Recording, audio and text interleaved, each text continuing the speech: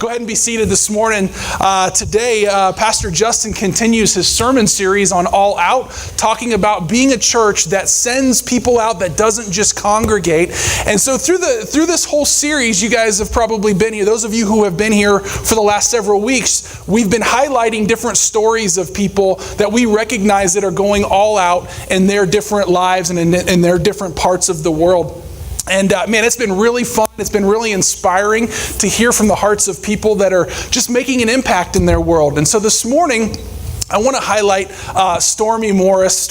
Come on up here, Stormy. Bring your microphone. Let's give Stormy a round of applause. Yeah. Stormy and Carrie, his wife, just recently here in the last few months moved back from the great state of Ohio. Go Buckeyes. He's really thrilled about living in Ohio for a few years, as you can tell. But these guys, not your greatest season in life. Yeah, it wasn't fun. Yeah. Well, we're so glad to have you guys back after a couple years of punishment there, I guess. That's a good way to put it. Punishment? That's the easy way of putting it, yeah. But anyways, these guys moved back from Ohio here just a few months ago.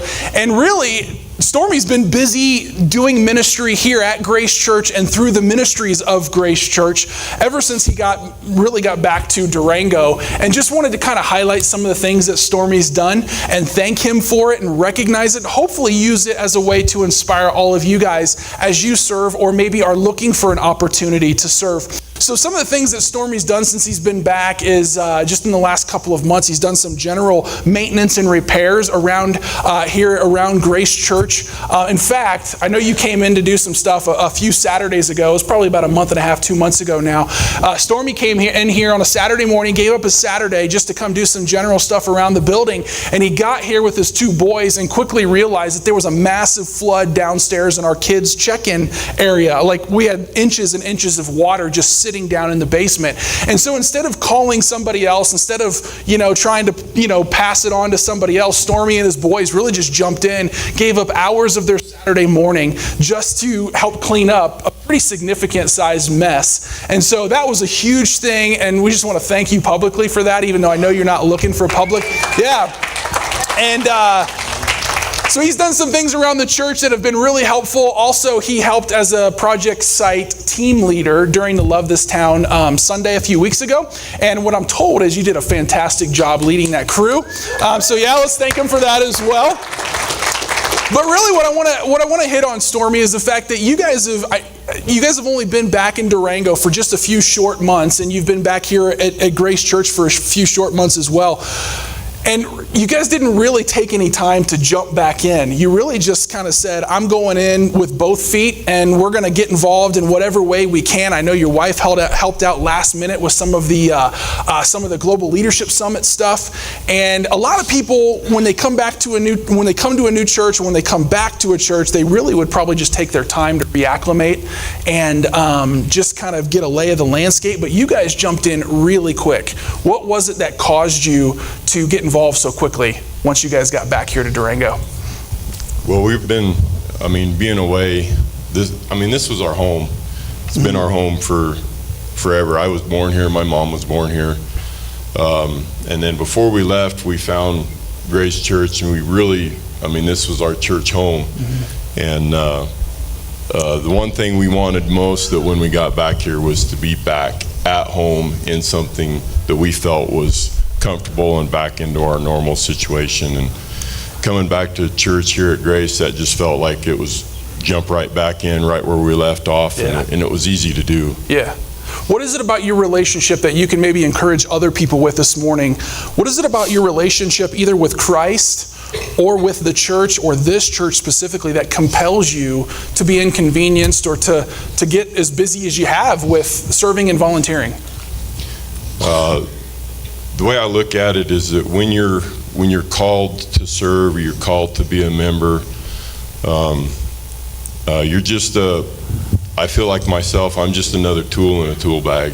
Yeah. For the church to use. Yeah. And then, when we're called, when you guys need something or need something fixed or need something from one of us, one of your tools in the tool bag. Yeah. When you call upon that tool, it's time for us to step up and make it happen. So you're a tool, is what you're saying? Man, thanks for that. Appreciate that. Whatever you need, boss. No, I know, in all seriousness, I know this isn't your favorite thing to do, like to be up on stage and talk, I will say, whenever you talk, I feel like I need to go down an octave. I need to speak just a little bit lower. So you guys have no idea. So he calls me up to get up here on stage and do some of this stuff.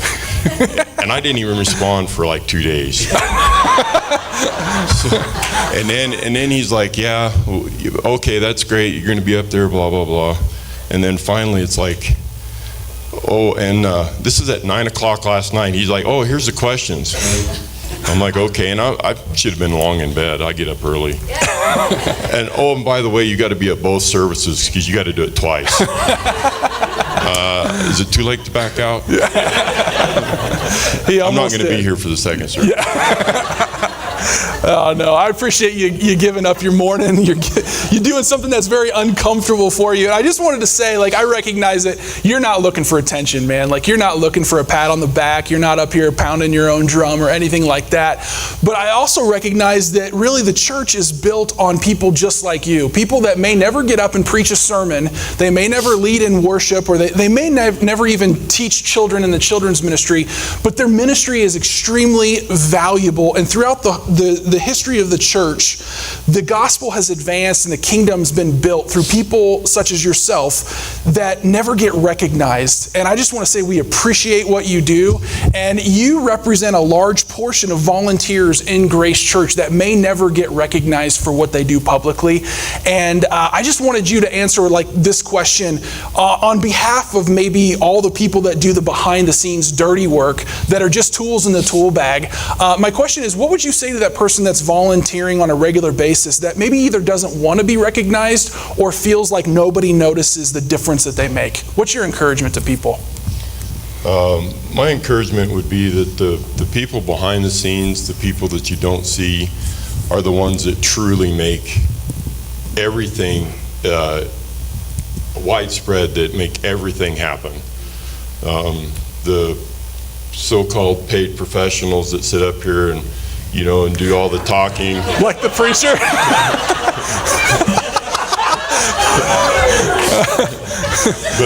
but to make their job as easy as possible, they do a better job up here the easier their job is, and it's all due to the people behind the scenes. Yeah. Let's give all these people a round of applause. Stormy, thanks, man. Thanks for your service. Here's a gift card as a way of our saying thanks for what you do around Grace Church. Do I get one next service too? Yes, but I'm going to have to take that back from you. I'll hit you up after the service. Thanks for going all out, Stormy. And one more thing I want to just say, we want to recognize people that are not only going all out, but that are going all in here at Grace Church. And Stephen and Karen Ryder